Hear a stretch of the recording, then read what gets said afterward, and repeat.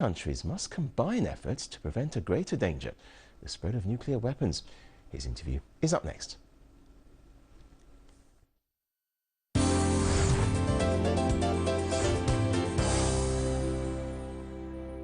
Ambassador Richard Burt negotiated the First START Treaty, the Strategic Arms Reduction Treaty, with the Soviet Union. That was years ago. There's now a new start, but according to some, including yourself, progress has stalled. Thank you for sitting down with us. I want to begin with that. START was signed, the new START was signed in April 2010. You yourself have said that progress has stalled.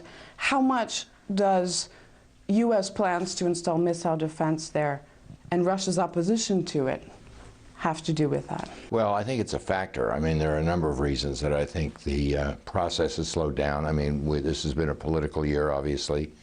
New presidency and new old presidency in Russia, presidential elections in the United States. I think the Russians are having second thoughts about relying less on nuclear weapons, which is certainly part of American policy. But the disagreement on missile defense is also an important factor.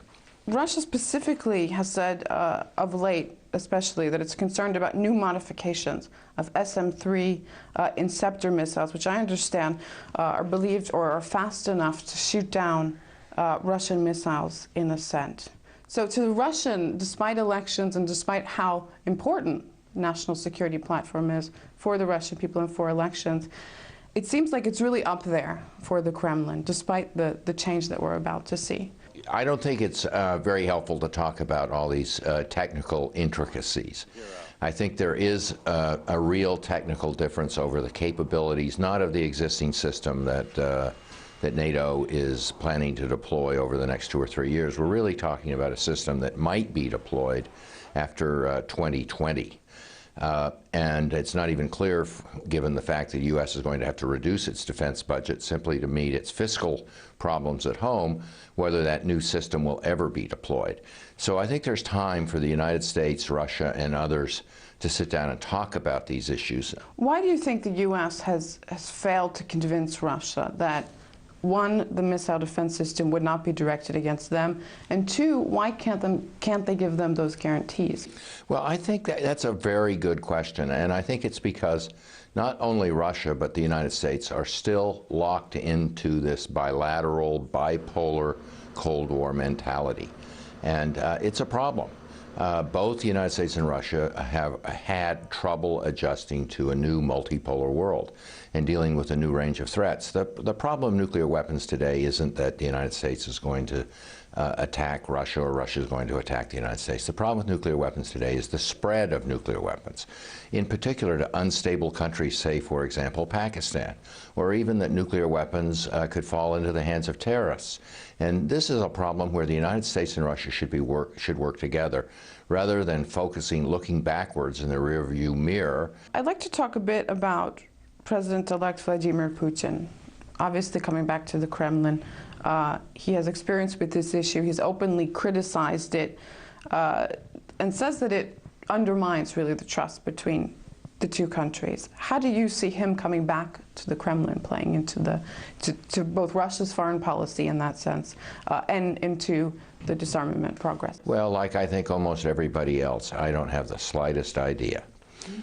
He can continue with the kind of Cold War rhetoric that he ramped up during the election campaign, and blame the United States for all kinds of nefarious activities behind the scenes, or he can take a more practical course. He can be more the Putin in the early part of his tenure, in the early part of the 2000, 2001, 2002, and seek practical solutions. I think there is a practical solution to this anti-missile issue, but as long as that both sides kind of treat this as more of a theological issue, they won't make headways. What about President Obama? How does that play into his re-election campaign? The anti-missile issue is not a big issue in the United States. I mean, the Iran issue certainly is, and but even so, it's really domestic economics. But Obama is in a tough political spot because I think while he would like to find an arms control solution to this problem and solve it.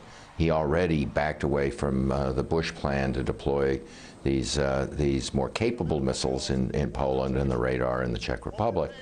I think that he's got a U.S. Senate with some Republicans that are making it difficult, for him to make, I think, give him the room for maneuver that he needs to find a practical solution with Vladimir Putin. And also a budget, which you mentioned earlier. Right. You know, that's a key issue here. Again, we're talking about capabilities that are more than a decade out, that actually the uniformed military, the Joint Chiefs of Staff, are not great advocates of missile defense. And so it would be a tragic irony if the United States and Russia are unable to move ahead on arms control based on a system that will never be deployed in the first place. What about the reset? Will we have to start over, do you think? Has it failed? No, I don't think the reset has failed at all. In fact, on some issues like Afghanistan, there's a lot of cooperation. I think on fighting drugs, for example.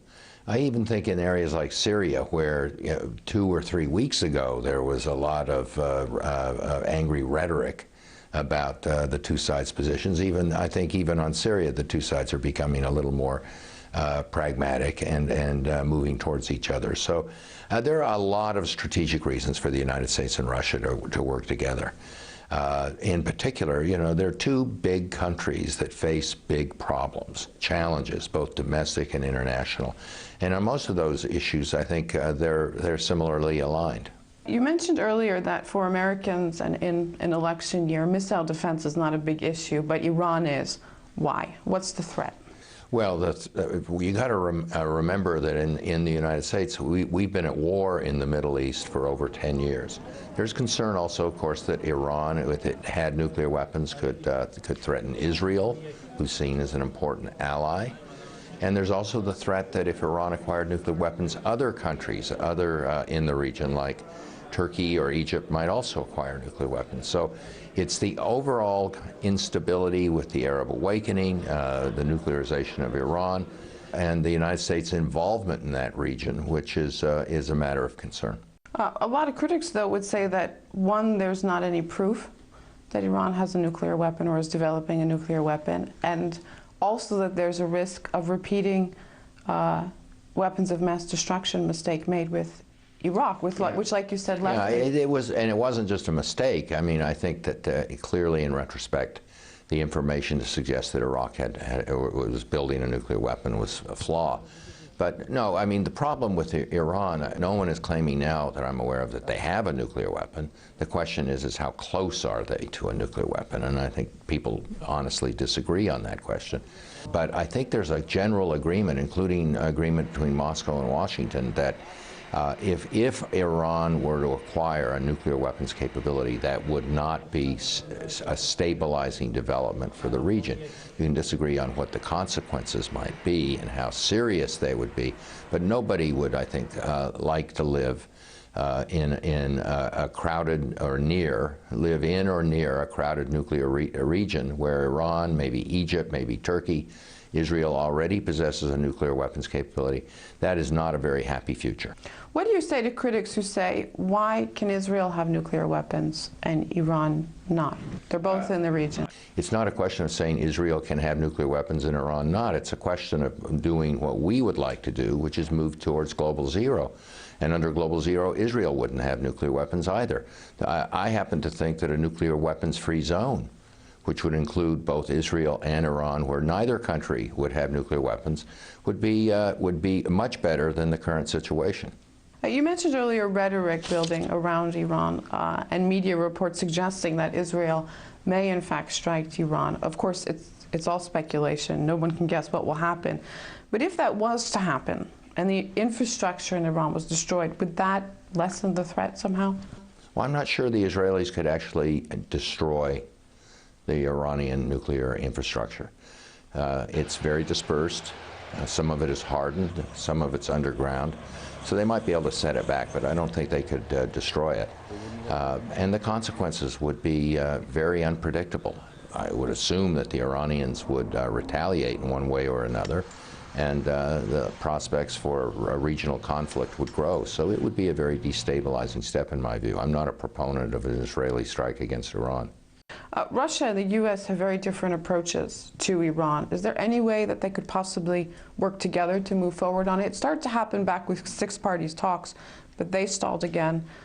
Is that an option, do you think? No, I think they're working together now. Next month, the so-called P5, the permanent members of the Security Council, together with Germany, P5+1, and Cathy Ashton from the European Union, will be sitting down with the Iranians to talk about a negotiated solution, which would potentially permit the Iranians to engage in peaceful uses of nuclear energy while constraining their options for developing and deploying nuclear weapons. So, this is a promising development. Diplomacy in the past has not succeeded with the Iranians. I think the Iranians are very sophisticated, tough negotiators. But this is an area where the United States and Russia are working together. In terms of Iran and missile defense and all of the issues we touched on, realistically, you seem to be a bit of an optimist, which is a good thing. But realistically, how do you see all of these issues playing out in terms of the GlobalZero initiative within the next couple of years? Well, I think they're absolutely critical. You have to be an optimist. But I think the big problem is correctly, you correctly identified it, is Iran. If we fail to head off the acquisition by Iran of nuclear weapons, I think that is going to open the door to several other countries acquiring nuclear weapons. I think maybe 3 or 4 other countries in the region could acquire nuclear weapons. That would not only be very destabilizing, but it's the danger in the 21st century is the danger of the spread of nuclear weapons, not the buildup by the United States and Russia. Do you think that GlobalZero is possible in the 21st century? It's certainly possible in the 21st century. The question is whether it's possible in the next 20 years. All right. Ambassador Richard Burt, thank you very much for being with us on RT.